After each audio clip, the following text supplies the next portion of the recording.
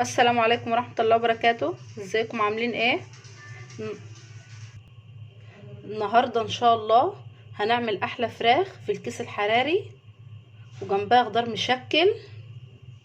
دي طبعا فرخة 2 كيلو ونص، غسلتها كويس بخل وليمون وملح ودقيق.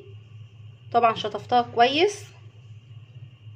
بطاطس متقطعة دواير وكوسة وجزر وطماطم وفلفل وجزر وبصل وتوم مهروس وبسلة. التوابل بابريكا، حبهان مطحون، ملح مكعب، سمان، فلفل، ورق لورا مطحون، زعتر، كزبرة، جنزبيل، ومعلقة من توابل الفراخ. معايا بولة فاضية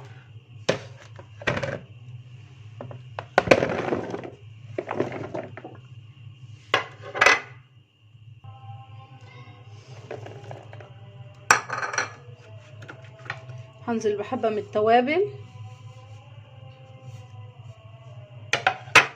واقلب كويس.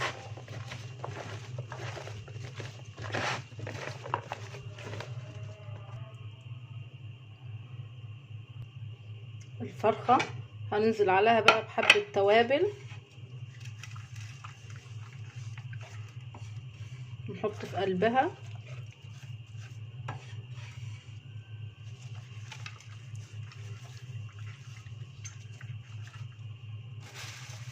فصين توم كمان مهروسين جواها.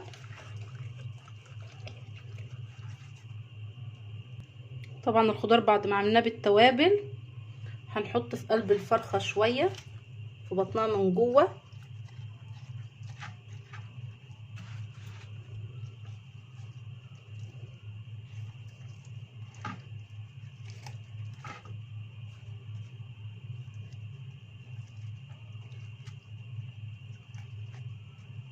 هدخلها في الكيس الحراري كده. حطيت البطاطس كلها مع الفرخة في الكيس الحراري. هنقفل عليها بقى وادخلها الفرن. قفلت الرباط كويس. الله، شايفين المنظر حواليها. هنزل بكوباية مية، هدخلها بقى الفرن واستنوا بعد ما تطلع عشان اوريكم الشكل النهائي، عشان اوريكم شكلها هيبقى طالعه عامله ازاي. خلصنا، ده الشكل النهائي. يا رب الوصفه بتاعتي تكون عجبتكم. جربوا وقولوا له ايه رايكم. من كتر ما هي مستويه هي دابت اصلا لوحدها. يا رب الوصفه بتاعتي تكون عجبتكم. ما تنسونيش في لايك وشير وتفعلوا الجرس، واللي مش مشترك ينزل يشترك عندي عشان يوصلكم مني كل جديد دايما. واهم حاجه بالله عليكم الاشتراك.